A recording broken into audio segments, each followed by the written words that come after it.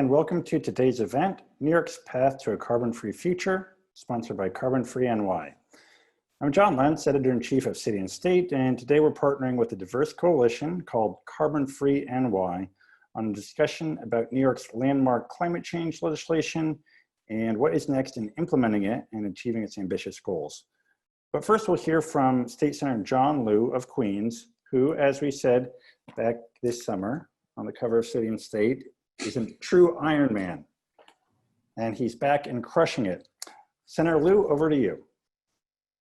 John, thanks so much for that introduction. What I don't want to be known as is the carbon man, because we want to be carbon free, and we want to protect our environment, which is exactly why last year we passed the most comprehensive set of environmental protection laws in the Climate Leadership and Protection Act.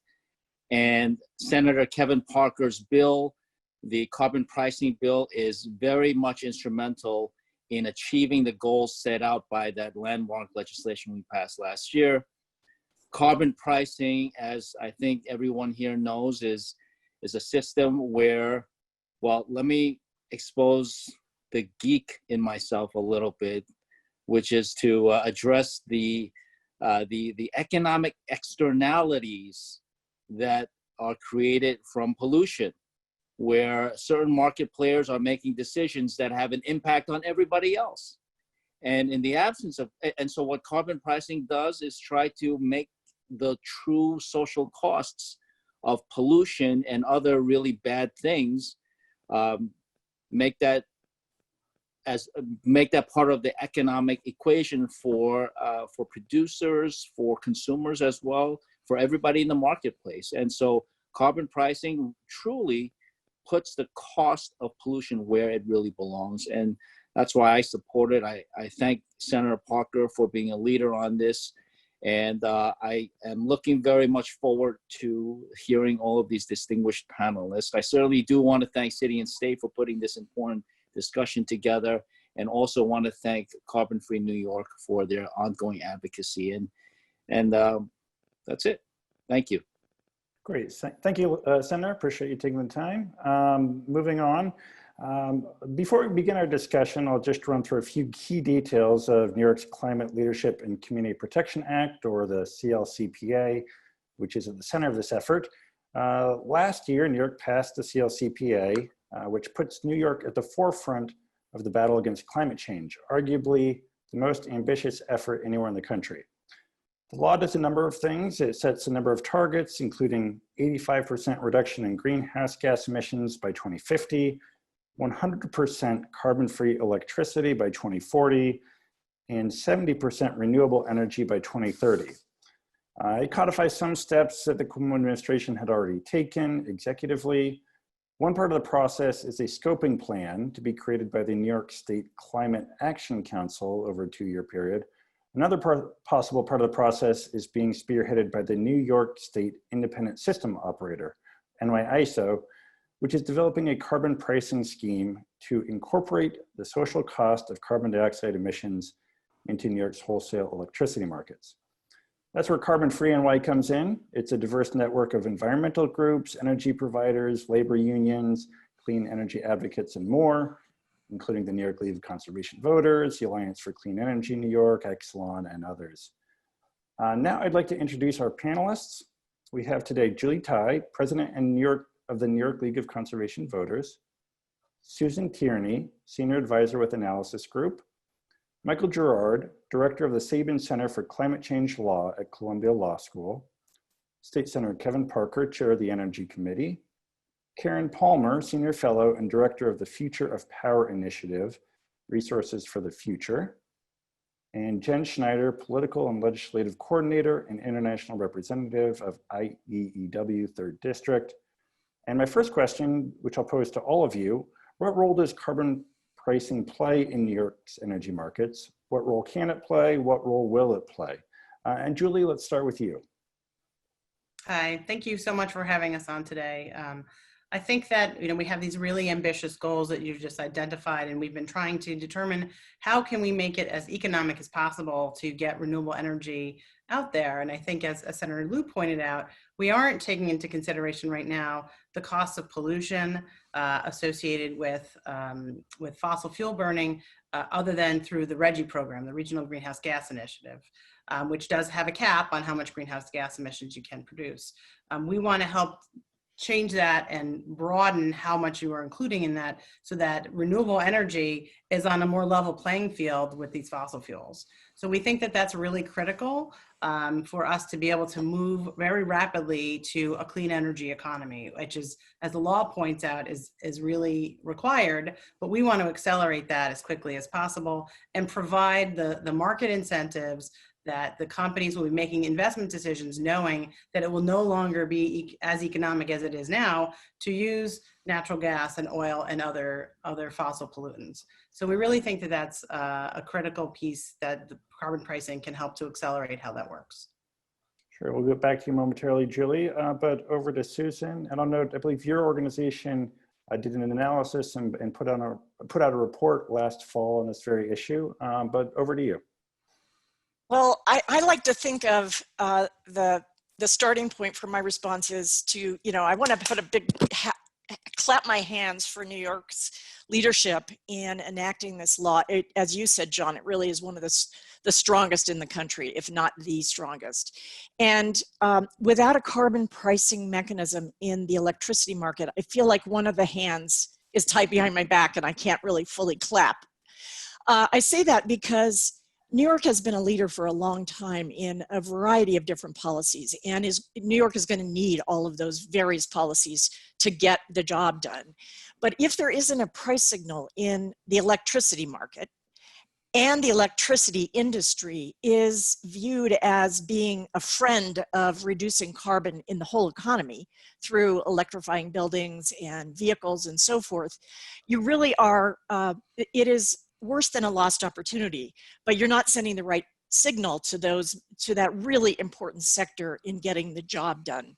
So a carbon price will help with investment. It will help identify where transmission additions could be very helpful.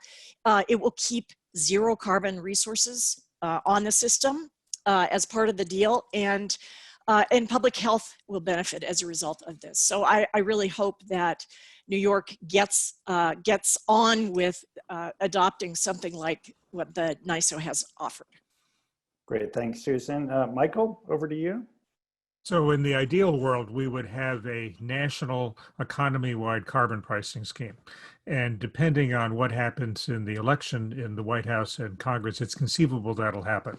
A second best choice would be an economy-wide New York State carbon pricing scheme, which would require the approval of the state legislature. A third best, but still very good, would be electricity pricing through NYSO, which will require the approval of the Federal Energy Regulatory Commission. Now, getting that may also depend on what happens in the election, because FERC, as currently constituted, may not be so favorable to that, but if we have a new administration, we may have a change in membership in FERC, and that may happen. Whatever it is, as has been indicated, the carbon pricing has the very positive effect of percolating through the economy and sending the right kind of incentives and signals to everybody down the road. And so, although it's not absolutely essential, I think it's a very important part of making this happen. Great, thank you, Michael. State Senator Parker, over to you. And then we heard Michael just talking about the role of the state legislature here. Yep. If you could weigh in. Yeah, absolutely. So we've gotten now to the part of the question where everything's been said, everybody just hasn't said it. And so I want to associate myself with the comments of all the other esteemed panelists. And let me begin by thanking City and State for inviting me and beginning this important conversation. Carbon pricing essentially is the only piece essentially missing from CLCPA at this moment. We put a lot of goals, aggressive goals, in place, and really have not put forward a proper mechanism for paying for those goals. And so part of what this carbon pricing program does is create ongoing way to fund it. And as you heard Senator John Liu indicated, creates a economic disincentives for the behavior that we no longer want to see, which is the production of carbon in our state. And so ultimately, this is a pricing program that we actually hope that in less than 30 years will price itself out. We would like to be at a place where we're literally getting zero in less than 30 years from this, because everyone has decided that it was better not to produce carbon than it is to do this program. And so I've put the bill forward in the Senate. We're hoping that we'll get it done. I was hopeful that we would have gotten it done in the last legislative session, but something about a global pandemic came up, and so here we are. But I also think that in this moment, right, that this also becomes an important vehicle for us to move forward, right, even within the context, and especially in the context of the pandemic, where in fact the state has lost revenues, and there's not a lot of extra money out there. That this is an important step to go forward with. Great, thank you, Senator. Karen Palmer, over to you. Great. Again, a lot has already been said, but let me just add to that a couple of elements are related to New York's approach. One is, as was mentioned by Julie, New York sits within the boundaries of RGGI, and in terms of the proposal that the NYSO has put forward about pricing carbon in the electricity markets, it's a good time because RGGI has recognized that states within the Regional Greenhouse Gas Initiative might want to be more aggressive, and so they've adopted a change in their program that allows for those additional efforts by states and local jurisdictions, et cetera, to be additional in that approach. The other thing to note about carbon emissions is that unlike traditional or more local pollutants like nitrogen oxides or sulfur dioxide, tacking on a control element is really difficult. Like there aren't currently a lot of cost-effective ways to control emissions. So by creating this price incentive, you create incentives to fuel switch, which is very important, as we've discussed, but also develop new technologies and new approaches. A third thing to mention is a lesson from other places that have implemented carbon pricing, typically in the form of cap and trade. And what we tend to see there is that the prices end up being lower than people expect when they go into this. And I think that's because carbon pricing brings out a lot of innovation on behalf of the regulated entities, and that leads to lower costs going forward. So those are some important elements that I think will play out in New York. Certainly. And then from the labor perspective, Jen Schneider, over to you.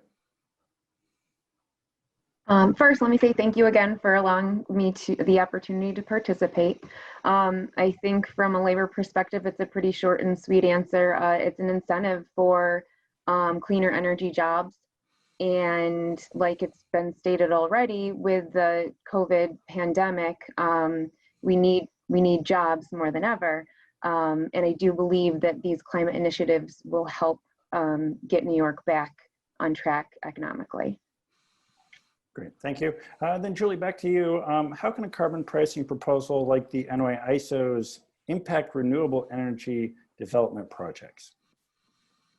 So really, again, right now, what we're seeing is that everybody sort of bids into the NYSO system, and some of the fossil fuel generators have an advantage over renewables because it's cheaper, because natural gas prices are very low right now, and they have been for a while because of widespread fracking. And this would make them more competitive between renewable energy providers who have, the cost of that is coming down rapidly, and I think that's going to continue to happen. And the incentives that Jen talked about, or Karen talked about, or for creating more innovation within the markets will continue to drive the cost of that shift down.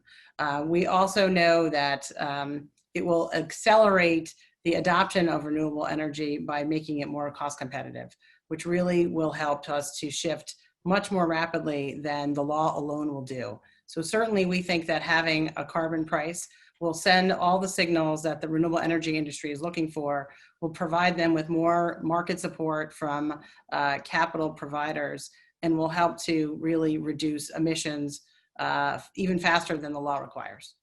Sure, and a follow-up for you, Julie. We heard about, again, the NY-ISO effort that's in development. There's also a state legislative proposal. How are those different, and how do they compare to any other policies that are on the table right now? Sure. So the NYSO proposal is limited to the electricity market, which is an important factor. And as Sue pointed out, we're going to need that to help us with electrification, or what we're doing with buildings and what we're doing with the transportation sector, which is actually the largest source of greenhouse gas emissions in our state, is transportation. I think that Senator Parker's bill is broader than that, and it does cover the entire economy, which is certainly something that we need to take a close look at. The Climate Action Council and the DEC are actually required to look at the social cost of carbon as part of their evaluation under the Climate Leadership and Community Protection Act. So it's certainly something that we know that they're going to be taking a close look at.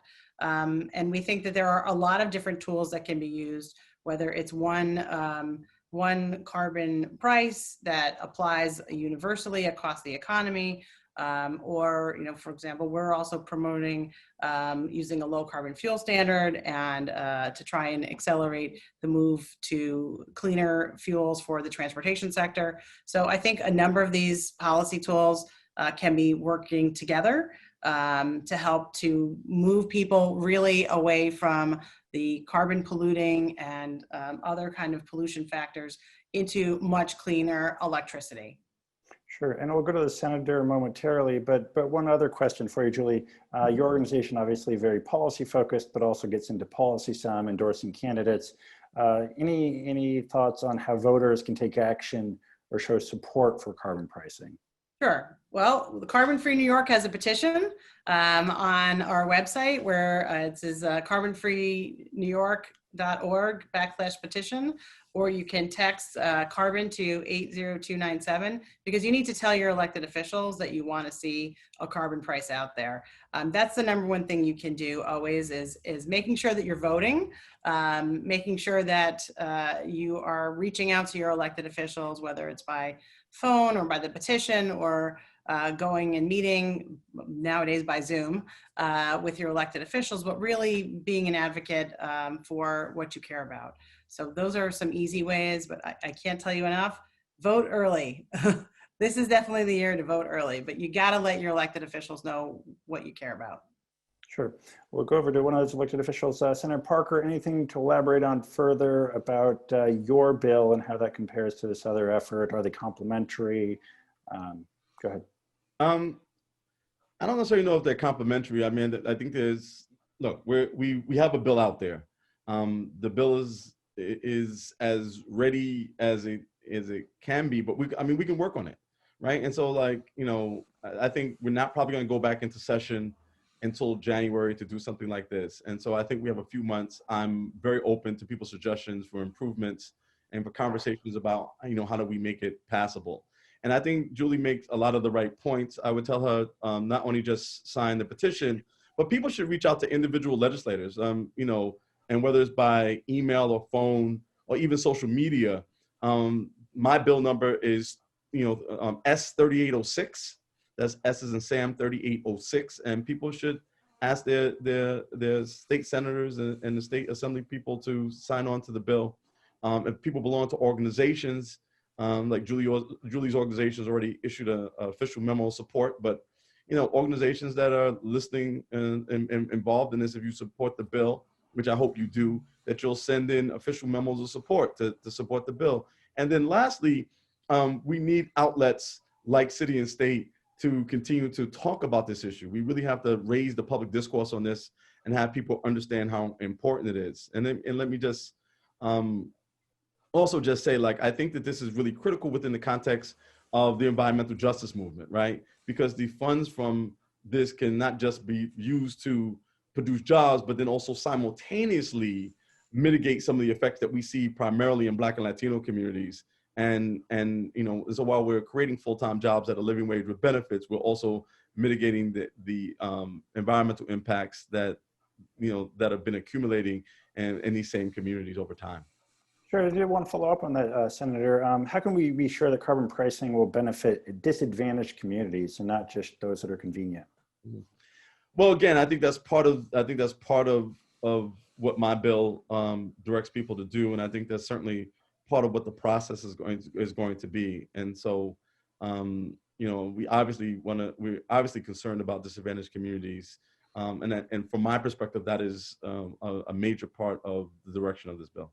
Great, thank you, Senator. Susan Tierney, back to you. If you could talk about the public health benefits of carbon pricing in particular, and any impact it would have on air quality. Sure. One of the things that New York is famous for amongst electricity geeks like us is the fact that there are so many of the zero carbon and non-polluting electricity supplies in upstate New York, lucky for them. And in downstate New York is where a lot of the fossil remains on the system. And so that means that there's a lot of communities who are living next to those polluting fossil resources, those power plants. And one of the things that carbon pricing will create incentives to invest in renewable energy efficiency, putting on new technologies in downstate New York, because that's where there will be a higher price signal. And that will be great for New Yorkers in those disadvantaged communities in the New York City metropolitan area. Of course, there are people who've had a rough time for centuries, if not decades, upstate and downstate, but certainly in terms of environmental justice, getting a price on carbon that encourages replacement with cleaner fuels downstate will be really helpful. Sure, and just following up on that, how disruptive will this be for the industry? How can we ensure consistent power and pricing? What kind of reaction are you seeing? Are there any members in the industry that, you know, this is too big of a change, or there's pressure to slow this down or avoid this?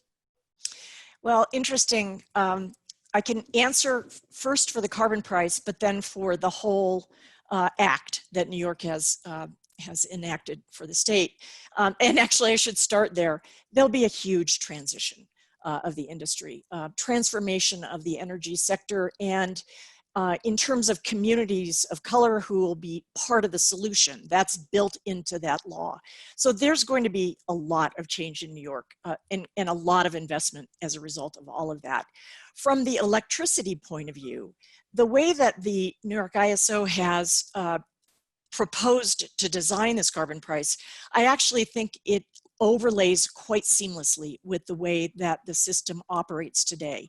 I think it will operate entirely reliably as if this were to go into place. I observed that during the time when I was co-authoring that report and I was meeting with stakeholders in Albany, there was a lot of hemming and hawing about whether or not it was a good idea to even do something like a carbon price or even worry about climate change. And then in the middle of that process, the legislature enacted the law, and things changed in terms of people's expectation. It was then, how are we going to do this as best we can? Sure, and then from the consumer perspective as well, would this cost more for consumers in the short term or the medium term for clean energy? Lots of ways to answer that. From the carbon pricing mechanism point of view that's been designed, there will be pots of money that are created. I'm happy to talk about those, and it's pretty esoteric in the market. So I'll just say there will be a difference between what consumers pay in the first instance and what generators are paid. Fossil generators won't get paid the full carbon loaded price. That creates a pot of money, and that money will be circulated back to consumers to offset that other price effect. But the markets will actually see real-time prices that are reflecting the full carbon price. And so that market mechanism is there. I like to think of the fact that New York decided that it was absolutely essential to put this law in place because the impacts of climate change are so expensive. You know, people pay for it out of their health dollar, or they pay for it in terms of impacts on a lot of different industries, agriculture, fisheries, infrastructure damage. There are a lot of costs that people are paying right now in terms of not working on climate change. And so in some sense, there are these various offsetting costs. And I see the legislature as saying, we have to make these other investments in order to reduce those societal costs. Great, thank you. Michael, over to you. If you could just talk a little bit about why the state should choose a market-based model, or should it instead look at something like direct subsidies for clean energy? Well, direct subsidies for clean energy need to be paid by somebody. And so the state is not in a flush position economically where it has the ability to just give multi-million-dollar grants to lots of these entities. But depending on how the money is used, it could pay for subsidies to the positive uses, especially to energy efficiency. I think one very important point is that in addition to being really good for renewables, a carbon price would be really bad for natural gas, which is where we need to go. There is no coal used anymore to generate electricity in New York State. Oil isn't used for that. Gas is the fuel that is by far the largest source of greenhouse gas emissions in New York, but companies are still spending money on natural gas infrastructure, on pipelines and generating facilities and uses of it. That needs to stop, and putting a price on the emissions from natural gas will play an important role in doing that, in addition to being affirmatively encouraging to renewables. Sure, and to clarify one thing, carbon pricing itself, it's not required under the CLCPA, is that correct? It's right. It's not mentioned in the CLCPA. It would require new legislation. Sure. Could you delve into a little bit about how you would determine or set the social cost here under our carbon pricing scheme, and maybe also talk about the history with RGGI. Was that effective? Was that something that is a useful model here? I'm sorry, who's that question addressed to? Oh, to you, Michael. Still with you. Sure. So RGGI did not establish a social cost of carbon. There is a market price, which is really, really low, like running around $5 or something like that. The statute, the CLCPA, requires the Department of Environmental Conservation to pick a social cost of carbon. The federal government has had one under the Obama administration. They had one around $40 a ton. The Trump administration is to cut it back. Huge debate about what it ought to be, because there are a lot of value judgments in what you include. But I think that the state will come up with a substantial cost, which will then be plugged into the governmental decision-making processes in an important way. Great, thank you. And then Karen, back to you. This is a little bit in the weeds, but there's the issue of carbon leakage. If you could explain what that is and what kind of challenge that may pose here. Sure, thanks, John. Well, the issue is that New York is not an island, even though Manhattan is sort of, and that's particularly true. It's true both for electricity, but also for all aspects of the energy economy. But focusing on the electricity for a moment, a danger that a jurisdiction faces if it imposes a price on carbon with its own generators is that creates a stronger incentive to import power from other regions that don't have a price on carbon. And so in order to avoid that, in the proposal that the NYSO has put forward, they include an effort to basically make the proposal trade neutral. In other words, effectively price carbon from power that's imported from other regions based on the carbon intensity of generation at the importing place, and exclude power exports from the price, because under the presumption that you don't want to disincentivize exports of clean energy from New York and disadvantage New York generators. So essentially, you want that the reductions that happen within the state to not be replaced by increases happening inadvertently in other places. At RFF, we did an analysis of the proposal that, at my organization, we did a modeling analysis of the proposal that New York State put out there, and we found that it pretty effectively deals with the whole leakage question. So, excuse me, that the NYSO put out for carbon pricing. So there are measures and ways to deal with that. Sure. And also, kind of nuts and bolts question for you. How would businesses actually pay a carbon price? How would this work?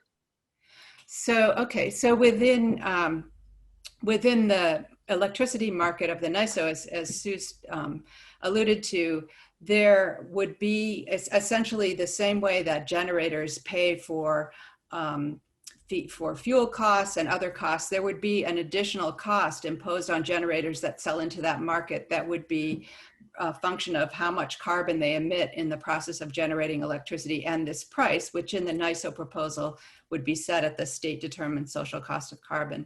Similarly, I mean, in the RGGI markets today, electricity generators in New York and the rest of the RGGI region have to hold RGGI allowances in order to cover all their emissions of CO2. So in that case, they buy these allowances that are, and the price of those are kind of determined by how much they're valued in the marketplace. So there's different ways you can set the price as the NYSO is determined to do, or have a market determined price, but it's essentially like buying any other input associated with production of the product.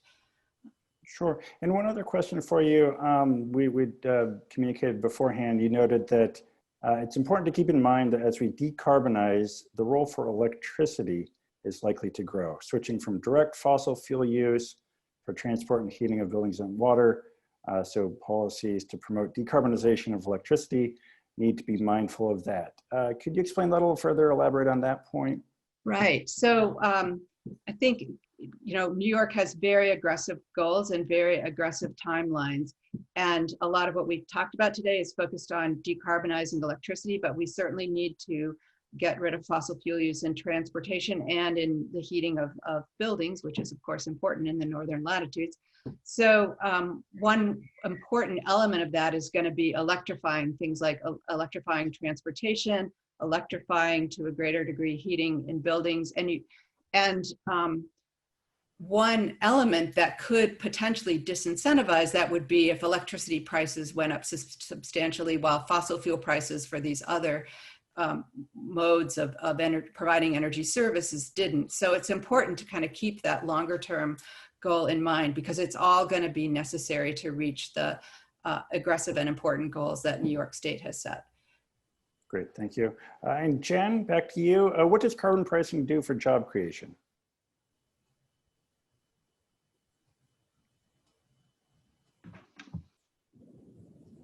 Well, like I had said before, it's an incentive to create clean energy jobs. But at the same time, hopefully, as we are creating these incentives to do so, we aren't leaving any jobs behind. As we've seen with coal plants shutting down, we don't want the workers in the those communities left behind. We want to make sure that everyone is taken into consideration in these plans, and keeping an open dialogue. And if that's the case, then we can create more jobs, and more sustainable jobs as well. Sure, and a follow-up there, either for you, Jen, or anyone else. How do we ensure a smooth transition of jobs from those working in fossil fuels to new green jobs? You know, sometimes when plants are going to be shut down, there's an uproar in a local community. You know, coal power plants or natural gas power plants. There's a major tax base, a lot of jobs. How do we address that? Are there steps in place, protections, training, retraining, programs that can ease that transition? Well, I think with every situation, it is different. So there's not necessarily like a specific set of plans, but it is about just keeping the dialogue open with the communities and the workers, making sure that your representatives are aware of the situation, and making sure that the training for the newer renewable jobs is available to the workers that that are in the older generation energy sectors. I think that's probably the most important part, is making sure that that training for these new jobs is available, and creating the equitable and inclusive opportunities for everyone. John, if I can add to that. Please do. Yeah. So as part of the Climate Leadership and Community Protection Act, the state established a Just Transition Working Group that's dedicated to looking at just that fact.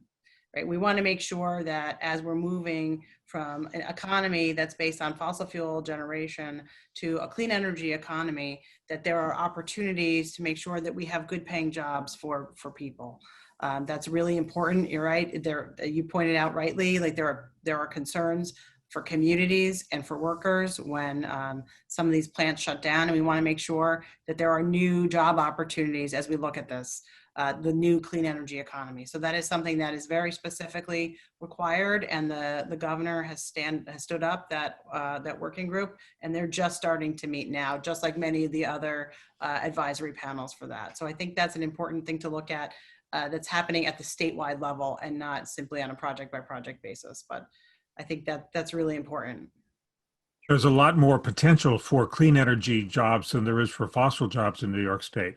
We have very little natural gas production in New York State. Most of the natural gas that is used in New York is imported from Pennsylvania and other places. So whenever we use natural gas, we're sending the money out of state.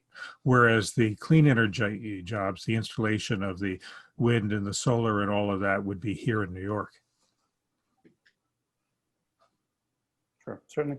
In a few minutes, I'll try to take some audience questions. So again, we have well over 200 people tuning in now.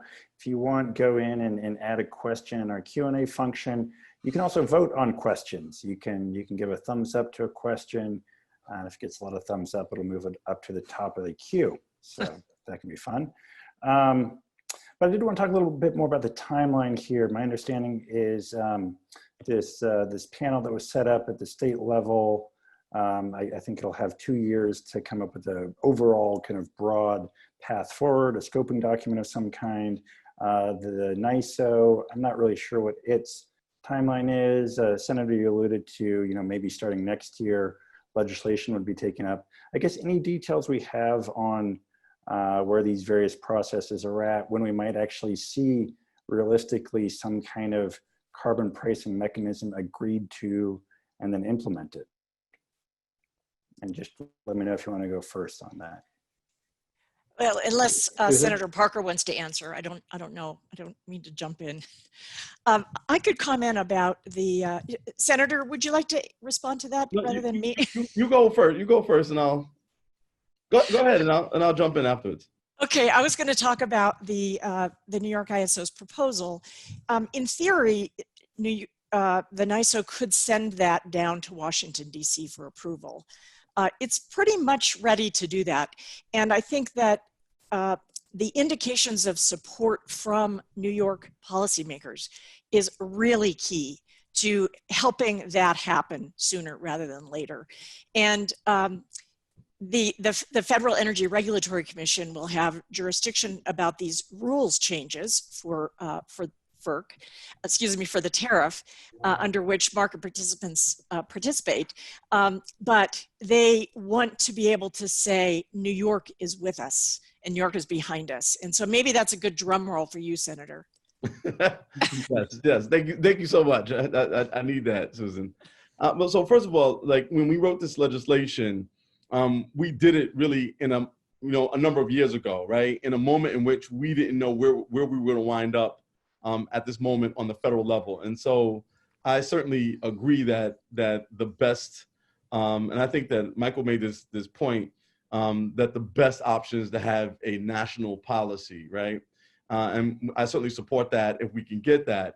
But I actually drafted this in league with a number of other state legislators in other states who are really beginning the process of saying, if we need this to be a state-by-state movement, let's begin that process sooner than later. The average legislation in the state of New York takes about 3 years to pass, and right. So we're just willing to get that process started just in case the federal piece doesn't happen. Even in this moment, 50 days out, we have no idea what's going to happen either with the state senate or with the presidency not sure what we're going to wind up and how soon we're going to wind up with it. And so I think we have to press forward under the most, under the conditions, thinking that we may not get what we need, from federal leadership.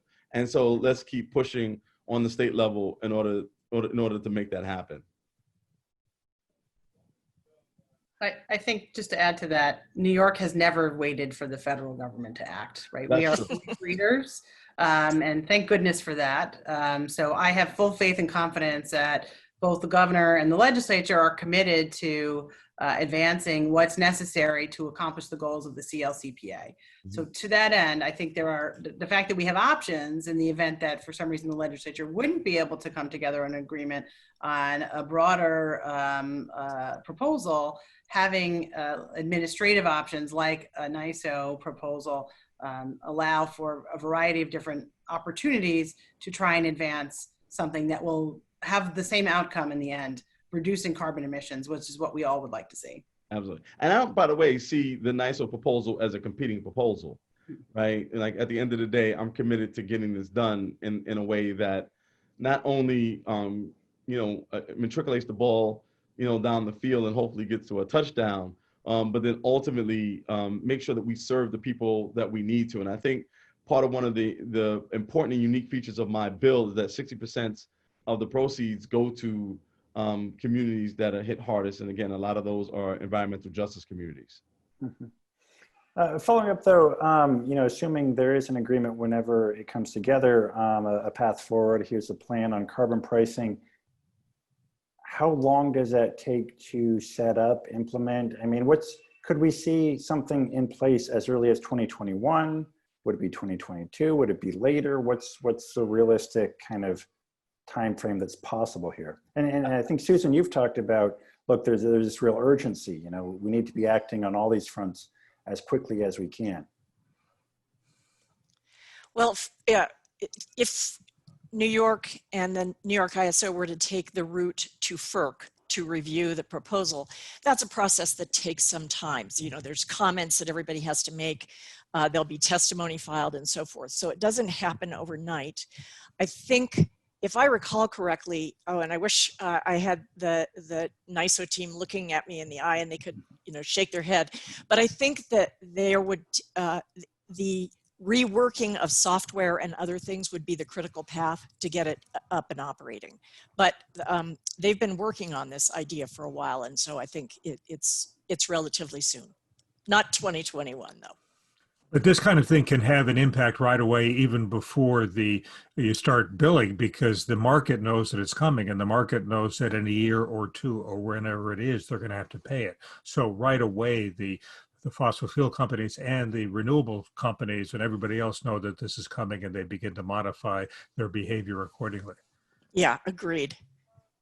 Yeah, I think that having some certainty about how we're going to tackle the climate issue going forward is really important for creating an active investment environment. So, and that can happen before it actually takes effect, for sure. And then there's been this undercurrent of here, there's this political realities, right? There are appointees on FERC, there's the situation in Washington. If we could talk a little bit about the politics of clean energy, kind of what are the partisan hurdles? Has there been any change in public sentiment, people coming around to the idea of carbon pricing, or is it just kind of esoteric and something the average voter isn't really aware of or fully understand? Let me just jump in on this. I certainly believe that more and more here in the state of New York that people are becoming more aware and educated on these carbon issues, right, and the environment. And so I think more and more that this is becoming a bipartisan issue, although up until this point it's been primarily a Democratic issue. And certainly, I started the Democratic Task Force on Sustainable Energy when David Paterson, at that time as the minority leader, made me the chair of maybe the ranker of the Energy and Telecommunications Committee back in 2003. And in 2004, we created the first Democratic Task Force on Sustainable Energy, right? So I've been working on this for a little while. And so I've seen the movement and kind of the, just the more knowledge that people in the community have. I like to believe I brought sexy back by, being involved in this issue.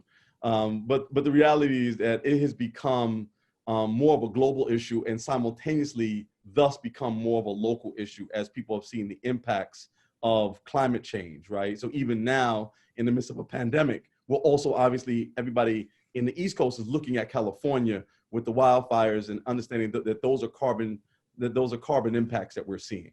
And that, we certainly don't want to see that kind of thing happen here. It may manifest itself different as a drought or something else.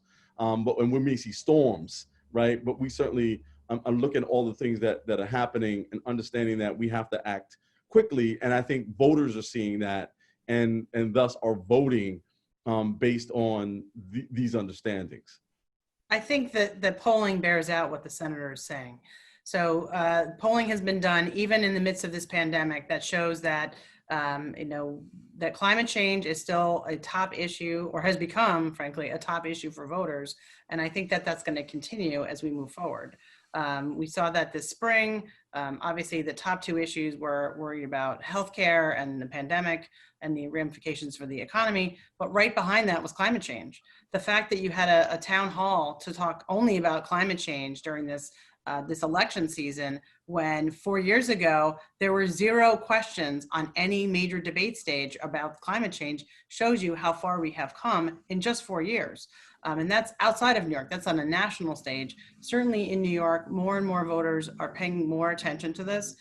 I'm not sure that they're as familiar with the details of something like carbon pricing, but certainly the need to take action on climate, the need to reduce fossil fuel emissions is certainly something that voters are much, much, much more aware of than they were even 4 years ago.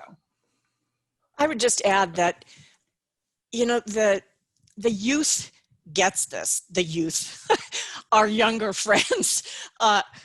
This is their future, and they are very impatient for something to be done. And so there is really a generational issue that I think is going to help drive momentum to get some changes done.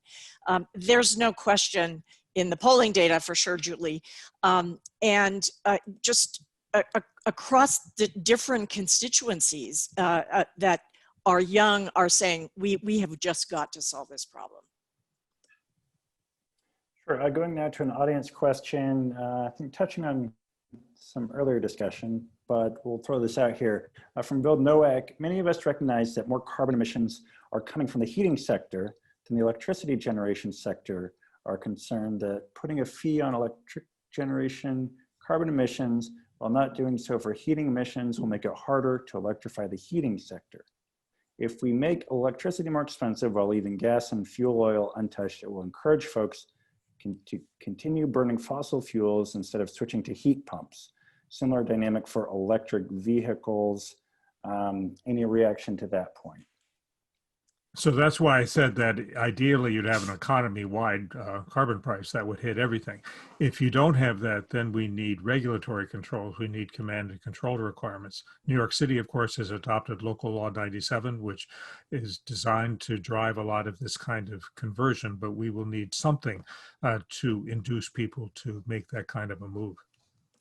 I think that the many pages of the Act itself identify things that are going to be done in buildings in the transportation sector. So I think it is, on the one hand, not an accurate premise that nothing's going to be touching heating in buildings and other appliances and so forth. It may not come through a pricing mechanism on fossil fuel. And our analyses and other analyses have shown that that there will not be a significant price increase associated with this because of the design of the program. So as Michael has said, and as Senator Parker is now leading, getting a broader price on carbon is really important for making sure that all the jets are firing to address the issues. And also, let me just say that NYSERDA is already, providing some incentives on some of these other programs and products as well, right? So things like heat pumps, there are programs already that are incentivizing heat pumps in people's homes, as well as solar and other things, right? And so some of this stuff is being done programmatically, and some of it is being done legislatively. But I certainly agree with Michael that there's other pieces. I don't think any of us on here is saying that we believe that carbon pricing is a silver bullet, but we do think it's an important next step as we advance these CLCPA goals. Sure. Another audience question from Rich Cassell. Clean energy jobs increased 2.5 times the New York State average from 2015 to 2019, but job losses in this sector have been intense since March. Modernizing the state's transmission system to get upstate renewables to Zone J, NYC, is critical for job growth, as well as implementing the CLCPA and New York City's Local Law 97. Can the panelists speak to how to ensure we can connect upstate renewables to the city and grow the related jobs? And what steps need to happen to make sure that the city doesn't just rely on Canadian hydropower instead? Well, okay. Sorry, go ahead. Go ahead. No, Okay. I keep stepping on you. Look, I think we have to take an all of above approach, right? Like, this is not a this or that, right? This is not going to be one from column A and one from column B. This is going to be, we're going to need all hands on deck, and all options are going to need to be on the table, right?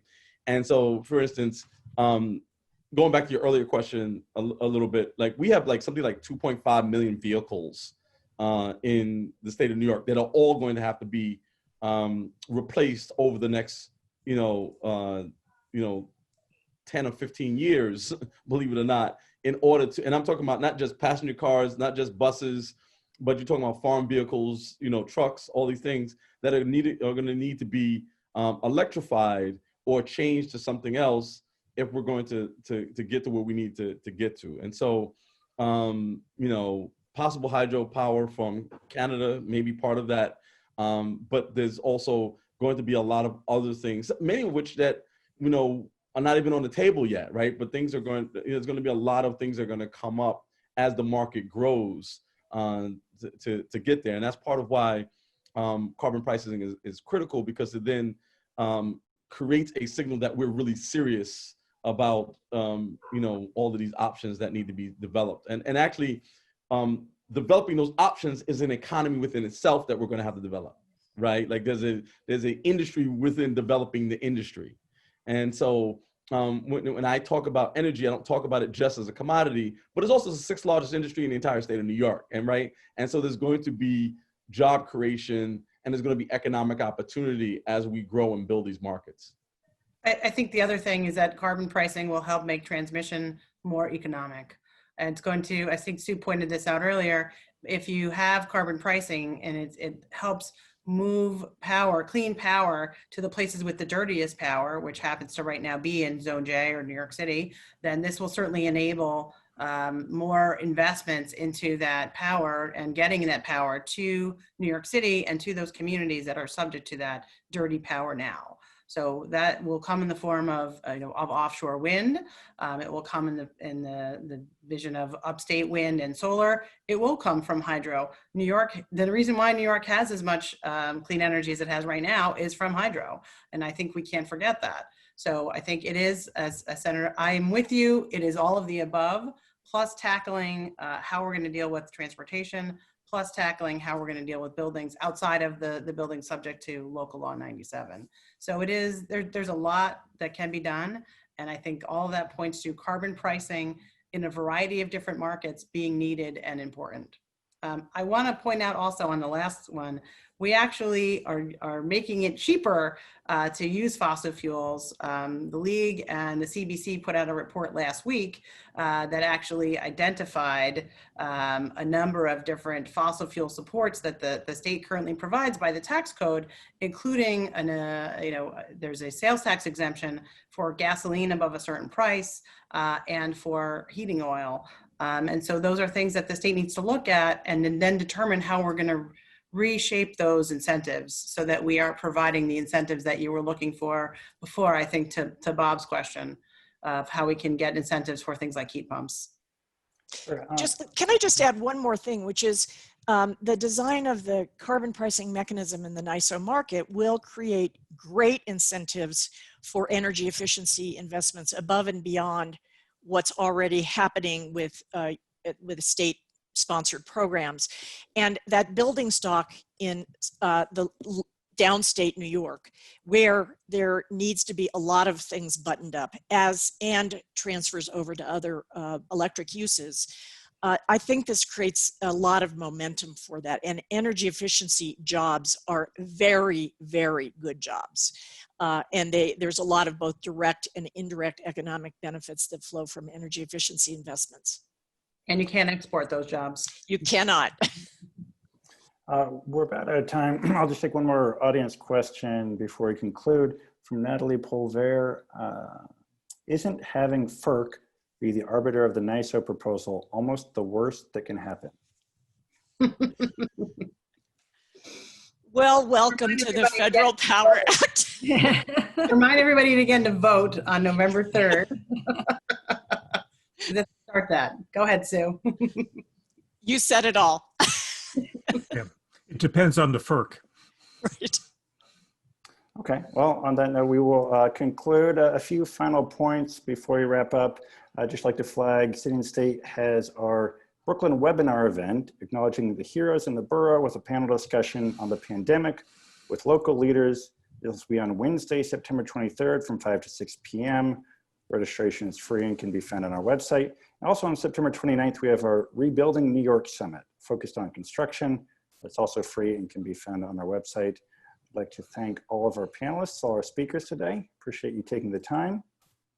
Thank you very much for having us. Thank you. Thank you. Thank you. Great. Thank you. And thank you to all of our viewers. Bye. That concludes our program.